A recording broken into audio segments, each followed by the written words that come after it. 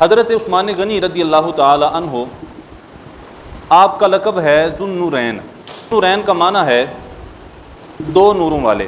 آپ کو ذوالنورین اس لیے کہا جاتا ہے کہ حضور نبی رحمت صلی اللہ علیہ وآلہ وسلم کی دو صاحبزادیاں یکے بعد دیگر آپ کے نکاح میں آئیں۔ آپ پوری تاریخ انسانیت دیکھ لیں، آپ کو پوری تاریخ انسانیت میں کوئی شخص ایسا نہیں ملے گا کہ جس نے کسی نبی کی دو بیٹیوں سے نکاح کیا ہو۔ حضرت عثمان غنی رضی اللہ تعالی عنہ کو یہ فضیلت اور یہ شرف حاصل ہے کہ آپ کے نکاح میں حضور صلی اللہ علیہ وآلہ وسلم کی دو صاحبزادیاں یک کے بعد دیگرے آئیں۔ نور کی سرکار سے پایا دوشالہ نور کا، ہو مبارک تجھ کو ذوالنورین جوڑا نور کا، اور تیری نسل پاک میں ہے بچہ بچہ نور کا، تو ہے عین نور تیرا سب گرانہ نور کا۔ حضور علیہ السلام نے سب سے پہلے اپنی صاحبزادی حضرت سیدہ رقیہ کا نکاح حضرت عثمان غنی رضی اللہ تعالی عنہ کے ساتھ کیا، اور کچھ وقت گزرا تو ان کا وصال ہو گیا۔ جب ان کا وصال ہوا تو حضرت عثمان غنی رضی اللہ تعالی عنہ غمگین ہو گئے۔ حضور علیہ السلام نے ارشاد فرمایا، اے عثمان، میرے پاس جبرائیل علیہ السلام اللہ کا حکم لے کر آئے ہیں کہ میں سیدہ رقیہ کی بہن حضرت ام کلثوم رضی اللہ تعالی عنہ کا نکاح بھی تمہارے ساتھ کر دوں۔ تو پھر حضرت سیدہ رقیہ کے وصال کے بعد حضور صلی اللہ علیہ وآلہ وسلم نے اپنی دوسری صاحبزادی حضرت ام کلثوم رضی اللہ تعالی عنہ کا نکاح بھی حضرت عثمان غنی رضی اللہ تعالی عنہ کے ساتھ کر دیا۔ پھر 9 ہجری کے اندر حضرت ام کلثوم رضی اللہ تعالی عنہ یہ بھی وصال فرما گئیں، اور جب ان کا وصال ہوا تو حضور علیہ السلام نے جو حضرت عثمان غنی رضی اللہ تعالی عنہ کے لیے محبت بڑا جملہ ارشاد فرمایا وہ سننے کے قابل ہے۔ آج لوگ ایک بیٹی کا نکاح کر دیں تو پریشان ہوتے ہیں کہ یار ہم کہاں پھنس گئے، یہ تو ہماری بیٹی کے قابل ہی نہیں تھا، یہ نشہ کرتا ہے، گالی گلوچ کرتا ہے، ہماری بیٹی کو مارتا ہے، اور اگر وہ کسی چیز کی خواہش کرتی ہے تو یہ جا کے کہتا ہے کہ اپنے ماں باپ سے لے کر آؤ۔ تو طرح طرح کے فتنے فساد برپا ہوتے ہیں، اور لوگ ایک بیٹی کا نکاح کر کے پریشان ہوتے ہیں کہ یار ہم کہاں پھنس گئے، ہمیں تو اس کی جہالت کا علم بھی نہیں تھا، اگر ہمیں معلوم ہوتا تو اپنی چاند جیسی بیٹی کبھی بھی اس کے نکاح میں نہ دیتے۔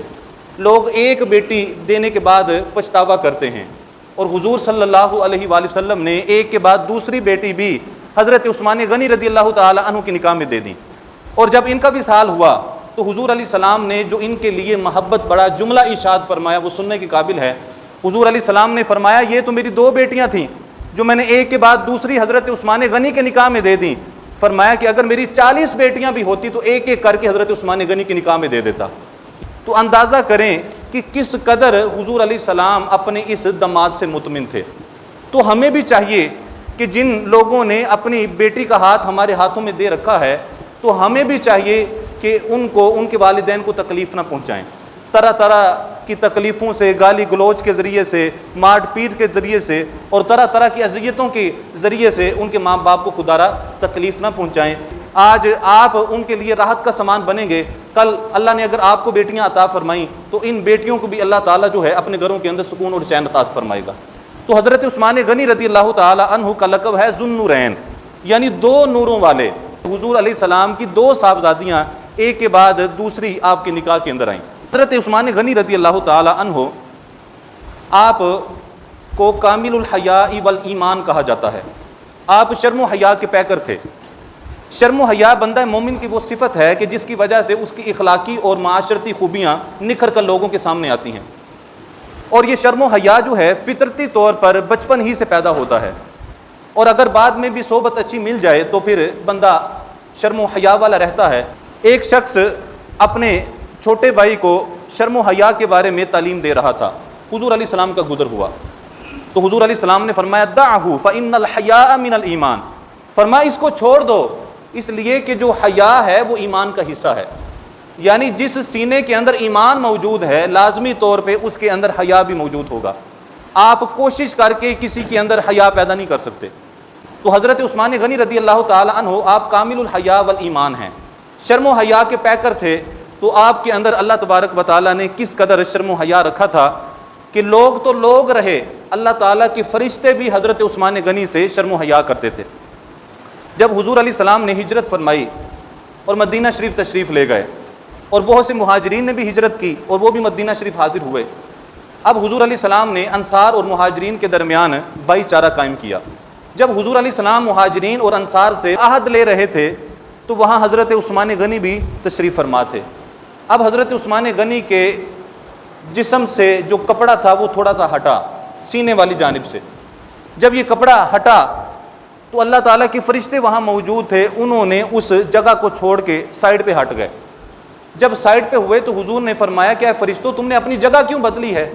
عرض کیا کہ حضور ہمیں حضرت عثمان غنی سے حیا آتی ہے۔ تو اللہ تعالیٰ کے فرشتے بھی حضرت عثمان غنی رضی اللہ تعالیٰ عنہ سے حیا کرتے تھے، بلکہ خود رسول اللہ صلی اللہ علیہ وآلہ وسلم بھی حضرت عثمان غنی سے حیا فرماتے تھے۔ حضرت عائشہ صدیقہ طیبہ طاہرہ رضی اللہ تعالیٰ عنہا روایت کرتی ہیں کہ حضور علیہ السلام اپنے گھر میں جلوہ افروز تھے۔ حضور علیہ السلام ٹیک لگائے بیٹھے تھے اور حضور علیہ السلام کی پنڈلی سے کچھ کپڑا ہٹا ہوا تھا۔ حضرت ابو بکر صدیق حضور کی خدمت میں حاضر ہوئے، حضور علیہ السلام نے ان کو اجازت عطا فرمائی اور یہ آ کے بیٹھ گئے، حضور علیہ السلام سے کچھ گفتگو کرنے لگے۔ پھر کچھ وقت گزرا، حضرت عمر بن خطاب رضی اللہ تعالی عنہ یہ بھی حضور کی خدمت میں حاضر ہوئے اور ان کو بھی حضور علیہ السلام نے اجازت عطا فرمائی، یہ بھی حضور علیہ السلام کی خدمت میں حاضر ہوئے اور یہ بھی حضور سے کچھ گفتگو کرنے لگے۔ کچھ وقت گزرا کہ حضرت عثمان بن عفان رضی اللہ تعالی عنہ یہ بھی حضور کی خدمت میں حاضر ہوئے اور جیسے ہی یہ حضور کی خدمت میں حاضر ہوئے، حضور علیہ السلام فوراً اٹھ کے بیٹھ گئے اور حضور علیہ السلام نے اپنی پنڈلی کے کپڑے کو درست کیا اور یہ بھی حضور کی خدمت میں حاضر ہوئے۔ کچھ گفتگو ہوئی، گفتگو کرنے کے بعد یہ تینوں حضرات چلے گئے۔ حضرت عائشہ صدیقہ رضی اللہ تعالی عنہ کہتی ہیں کہ میں نے حضور کی خدمت میں عرض کیا، حضور حضرت ابو بکر صدیق آئے اور آپ لیٹے رہے، آپ ٹیک لگائے رہے اور آپ کی پنڈلی سے کپڑا ہٹا رہا اور آپ نے ان کو آنے کی اجازت دی، وہ آپ کے پاس بیٹھے رہے، گفتگو کرتے رہے۔ پھر اس کے بعد حضرت عمر بن خطاب آئے، آپ اسی حالت میں رہے، لیکن جب حضرت عثمان غنی آئے تو پھر آپ نے اپنے کپڑے کو فوراً ٹھیک کیا اور فوراً آپ اٹھ کے بیٹھ گئے، تو اس کی کیا وجہ ہے؟ تو حضور علیہ السلام نے جو جملہ ارشاد فرمایا وہ سننے کے قابل ہے۔ حضور علیہ السلام نے فرمایا الا استحی من رجل تستحی منہ الملائکہ، حضور نے فرمایا عائشہ کیا میں اس شخص سے حیا نہ کروں جس سے اللہ کے فرشتے بھی حیا کرتے ہیں؟ تو اس قدر حضرت عثمان غنی رضی اللہ تعالی عنہ شرم و حیا والے تھے کہ خود رسول اللہ صلی اللہ علیہ وآلہ وسلم اور اللہ کے فرشتے بھی ان سے حیا فرمایا کرتے تھے۔ اللہ تبارک و تعالی مجھے اور آپ سب کو بھی حضرت عثمان غنی رضی اللہ تعالی عنہ کے شرم و حیا سے کچھ حصہ عطا فرمائے۔ حضرت عثمان غنی رضی اللہ تعالی عنہ جود و سخا کے پیکر تھے، آپ عرب کے مالداروں میں سے ایک تھے اور بہت بڑے آپ تاجر تھے۔ جب بھی اسلام اور مسلمانوں کو ضرورت پڑی تو آپ نے دل کھول کے اللہ کے راستے کے اندر اپنا مال خرچ کیا۔ اللہ کے راستے کے اندر مال خرچ کرنا کوئی آسان کام نہیں ہے۔ اسی مال کے لیے لوگ ماں باپ کا گلا کاٹ دیتے ہیں، اسی مال کے لیے لوگ بہن بھائیوں کا گلا کاٹ دیتے ہیں اور معاشرے کے اندر ہم فتنہ فساد دیکھتے ہیں، لوگ اس مال کے لیے جھوٹ بولتے ہیں، کرپشن کرتے ہیں، دھوکہ بازی کرتے ہیں اور طرح طرح کے ہیلے بہانوں کے ساتھ مال بٹورنے کی کوشش کرتے ہیں۔ تو مال اللہ کے راستے کے اندر خرچ کرنا کوئی آسان کام نہیں ہے۔ اگر بندے کا دل اور دماغ مطمئن بھی ہو پھر بھی بندہ جب مال خرچ کرتا ہے تو کئی مرتبہ سوچتا ہے۔ حضرت عثمان غنی رضی اللہ تعالی عنہ کو دیکھیں کہ جب بھی اسلام کو ضرورت پڑی، جب بھی مسلمانوں کو ضرورت پڑی تو آپ نے دل کھول کے اللہ کے راستے کے اندر مال خرچ کیا۔ حضور علیہ السلام جب ہجرت فرما کر مدینہ شریف تشریف لائے تو یہاں میٹھے پانی کا صرف ایک کنواں تھا جس کا نام ہے بئر روما اور یہ ایک یہودی کی ملکیت میں تھا۔ اب جو غریب مسلمان تھے ان کے لیے مشکل بن گئی، اب یہ یہودی مہنگے داموں ان کو پانی فروخت کرتا، اب پانی کے لیے بڑا مسئلہ بن گیا۔ حضور علیہ السلام نے ارشاد فرمایا کہ کون شخص ہے کہ جو اس کنویں کو خرید کر مسلمانوں کے لیے وقف کرے تو اللہ تعالیٰ اس کے بدلے میں جنت عطا فرمائے گا، جو اس مال سے کہیں زیادہ بہتر ہے۔ حضرت عثمان غنی رضی اللہ تعالی عنہ کھڑے ہوئے اور اس یہودی کے پاس گئے اور جا کے اس سے بات چیت کی کہ یہ کنواں مجھے فروخت کر دو، لیکن وہ نہ مانا، اور پھر اس بات پہ وہ ایگری ہوا کہ آدھا کنواں اس یہودی نے حضرت عثمان غنی رضی اللہ تعالی عنہ کو فروخت کر دیا، اس شرط کے ساتھ کہ ایک دن کا پانی حضرت عثمان غنی کے لیے ہوگا اور ایک دن کا پانی جو ہے اس یہودی کے لیے ہوگا۔ آپ نے 12,000 دینار کے اندر ایک دن کا پانی جو ہے اس سے خرید لیا۔ اب آپ نے مسلمانوں کے لیے ایک دن کا پانی جو ہے مفت کر دیا، آپ نے کہا کہ جو بھی مسلمان ہیں سب مفت پانی استعمال کریں۔ اب مسلمانوں نے کیا کیا، ایک دن کے اندر یہ 2 دن کا پانی بھر کے رکھ لیتے۔ اب یہودی نے دیکھا کہ میرا تو کاروبار ٹھپ ہو گیا، تو اس طرح اس نے جو باقی آدھا کنواں تھا وہ بھی 8,000 دینار کے اندر حضرت عثمان غنی رضی اللہ تعالی عنہ کو فروخت کر دیا۔ تو اس طرح آپ نے پورا کنواں خرید کر یہودی سے جو ہے مسلمانوں کی مدد کی اور اسلام کی مدد کی، اور اس طرح پورا کنواں آپ نے جو ہے مسلمانوں کے لیے وقف کر دیا۔ یہ کنواں آج بھی موجود ہے اور اس کا پانی آج بھی کئی باغوں کو سیراب کرتا ہے، اور حضرت عثمان غنی رضی اللہ تعالی عنہ کا یہ صدقہ جاریہ آج بھی جاری و ساری ہے، اور اس کا اجر و ثواب حضرت عثمان غنی رضی اللہ تعالی عنہ کو آج بھی پہنچ رہا ہے۔ اس کے علاوہ جب حضور علیہ السلام نے مسجد نبوی شریف کی توسیع کرنی تھی تو حضور علیہ السلام نے فرمایا کہ کون شخص ہے کہ جو یہ زمین کا ٹکڑا خرید کر مسجد نبوی شریف کے اندر شامل کر دے؟ تو حضرت عثمان غنی رضی اللہ تعالی عنہ کھڑے ہوئے اور حضور نے ساتھ جنت کی بھی بشارت دی، فرمایا کہ جو یہ خرید کر ٹکڑا مسجد کے اندر داخل کرے گا تو اللہ تبارک و تعالیٰ اس کے بدلے کے اندر جنت عطا فرمائے گا۔ تو حضرت عثمان غنی رضی اللہ تعالی عنہ نے زمین کا ٹکڑا خرید کر مسجد نبوی شریف کے اندر شامل کر دیا۔ اس طرح دوسری مرتبہ یہ جنت کے حقدار قرار پائے۔ اس طرح انہوں نے دوسری مرتبہ حضور علیہ السلام کے فرمان کے مطابق جنت حاصل کی۔ اب یہ بھی صدقہ جاریہ آپ کا قیامت تک جاری و ساری ہو گیا۔ قیامت تک لوگ مسجد نبوی شریف کے اندر نمازیں پڑھتے رہیں گے، سجدہ ریز ہوتے رہیں گے، اور اس کا اجر و ثواب حضرت عثمان غنی رضی اللہ تعالی عنہ کو پہنچتا رہے گا۔ حضرت ابو بکر صدیق رضی اللہ تعالی عنہ کی دورہ خلافت میں قحط پڑ گیا، لوگ جمع ہو کر حضرت ابو بکر صدیق کے پاس حاضر ہوئے اور آ کر کہا، ابو بکر آپ دیکھتے ہیں کہ غلے کی بہت زیادہ قلت ہو رہی ہے۔ تو آپ نے فرمایا کہ پریشان ہونے کی ضرورت نہیں، مجھے اللہ تعالیٰ کے فضل سے یہ امید ہے سورج غروب ہونے سے پہلے پہلے اللہ تبارک و تعالیٰ ہماری مدد فرما دے گا اور ہمارے لیے آسانی پیدا کر دے گا۔ اب کیا ہوا، جب شام کا وقت قریب ہوا تو 1,000 اونٹ جو غلے سے لدے ہوئے تھے ملک شام سے مدینہ الرسول پہنچ گئے، اور یہ 1,000 اونٹ حضرت عثمان غنی رضی اللہ تعالی عنہ کے تھے۔ اب پورے مدینہ کے اندر شور مچ گیا کہ غلہ کی قلت ہے۔ اب جتنے بڑے بڑے تاجر تھے سارے جمع ہو کر حضرت عثمان غنی کے پاس آئے، آپ کے دروازے پہ جمع ہو گئے، دستک دی۔ آپ جب باہر آئے تو آپ نے چادر اوڑھی ہوئی تھی، آپ نے فرمایا بتاؤ کس کام سے آئے ہو؟ تو انہوں نے کہا کہ ہمیں پتہ چلا ہے کہ آپ کا غلہ آیا ہے تو اس کو خریدنے کے لیے آئے ہیں۔ تو آپ نے فرمایا ٹھیک ہے اندر آ جاؤ، ان کو بٹھایا۔ بٹھانے کے بعد پوچھا بتاؤ کہ مجھے کتنے فیصد نفع دیتے ہو، کتنے گنا اس پہ نفع دیتے ہو؟ تو انہوں نے کہا ہم آپ کو اس کے بدلے میں 2 گنا نفع دیتے ہیں۔ تو آپ نے فرمایا کہ یہ نفع بہت کم ہے، مجھے اس سے زیادہ نفع چاہیے۔ تو انہوں نے کہا پھر ایسا کریں کہ 3 گنا نفع لے لیں۔ تو آپ نے فرمایا کہ یہ نفع بھی کم ہے، مجھے اور زیادہ نفع چاہیے۔ انہوں نے کہا 4 گنا نفع لے لیں، آپ اس پہ بھی نہیں مانیں۔ انہوں نے کہا جی 5 گنا نفع لے لیں، آپ اس پہ بھی نہیں مانیں۔ انہوں نے کہا کہ اس سے زیادہ آپ کو کون نفع دے گا، ہم آپ کو 5 گنا نفع دے رہے ہیں، اور جتنے بھی مدینہ شریف کے تاجر ہیں سارے آپ کے سامنے موجود ہیں، اس سے زیادہ آپ کو کون نفع دے گا؟ آپ نے فرمایا میں تو اپنا مال اسے دوں گا جو مجھے 10 گنا نفع دے۔ انہوں نے کہا کہ اتنا آپ کو کون نفع دے گا؟ تو آپ نے فرمایا کہ مجھے میرا رب 1 کے بدلے میں 10 گنا نفع عطا فرماتا ہے۔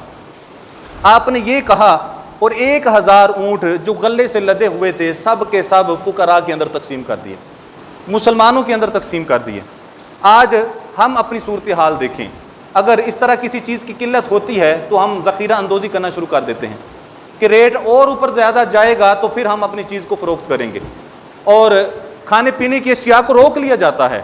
اور حضرت عثمان غنی رضی اللہ تعالی عنہ کی سخاوت دیکھیں، 1,000 اونٹ آپ جتنا نفع چاہتے بظاہر اسے حاصل کر سکتے تھے، لیکن آپ نے سارے کا سارا اللہ کے راستے کے اندر خرچ کر دیا، اور اس امید اور یقین پر کہ میرا رب مجھے اس کے بدلے میں 10 گنا نفع عطا فرمائے گا۔ تو حضرت عثمان غنی رضی اللہ تعالی عنہ نے اسلام اور مسلمانوں کے لیے دل کھول کے اللہ کے راستے کے اندر مال خرچ کیا۔ حضرت عثمان غنی رضی اللہ تعالی عنہ آپ عشق رسول کا عملی نمونہ تھے۔ آپ نے اپنے افعال اور اپنے اقوال سے اس بات کو ثابت کیا کہ یہ کس قدر حضور صلی اللہ علیہ وآلہ وسلم سے محبت رکھتے تھے۔ ایک مرتبہ انہوں نے وضو کیا، وضو کرنے کے بعد پھر اس کے بعد مسکرانے لگے۔ تو کسی نے پوچھا، اے عثمان آپ کیوں مسکرا رہے ہیں؟ تو آپ نے کہا، میں نے اسی طرح ایک مرتبہ حضور کو وضو کرتے ہوئے دیکھا تھا، جیسے میں نے وضو کیا اس طرح حضور نے بھی وضو فرمایا تھا، اور حضور علیہ السلام وضو فرمانے کے بعد مسکرانے لگے۔ تو کہا کہ میں اپنے محبوب کی سنت کو ادا کر رہا ہوں۔ اندازہ کریں کہ کس قدر حضرت عثمان غنی رضی اللہ تعالی عنہ حضور علیہ السلام کی سنت کے اوپر عمل پیرا ہونے والے تھے۔ حضور علیہ السلام نے سن 6 ہجری کے اندر جب عمرہ کرنے کا ارادہ کیا تو حضور علیہ السلام کے ساتھ 14 صحابہ بھی حاضر تھے۔ حضور علیہ السلام جب حدیبیہ کے مقام پہ تشریف فرما ہوئے تو حضور علیہ السلام کو مکہ المکرمہ میں داخلے سے روک دیا گیا۔ حضور علیہ السلام نے بطور سفیر حضرت عثمان غنی کو بھیجا۔ حضور نے فرمایا کہ وہاں تمہارے رشتہ دار موجود ہیں، جاؤ اور ان سے جا کے بات چیت کرو اور ان سے کہو کہ ہم جنگ کرنے کے لیے نہیں آئے، لڑائی لڑنے کے لیے نہیں آئے، ہمارا صرف ارادہ عمرہ کرنے کا ہے، ہم عمرہ کریں گے اور امن و امان کے ساتھ پھر مکہ المکرمہ واپس چلے جائیں گے۔ اب انہوں نے جا کے جب ان کے ساتھ بات چیت کی تو کفار قریش جو ہے وہ نہ مانے، اور انہوں نے کہا، اچھا عثمان تم ہمارے رشتہ دار لگتے ہو، اب تم آ گئے ہو، تمہیں اجازت ہے، سامنے بیت اللہ شریف موجود ہے، تم چاہتے ہو تو جتنے مرضی طواف کر لو، تم چاہتے ہو تو عمرہ ادا کر لو، لیکن ہم تمہارے نبی صلی اللہ علیہ وآلہ وسلم کو اس بات کی اجازت نہیں دے سکتے۔ حضرت عثمان غنی رضی اللہ تعالی عنہ نے جو آگے سے جملہ ارشاد فرمایا وہ سننے کے قابل ہے۔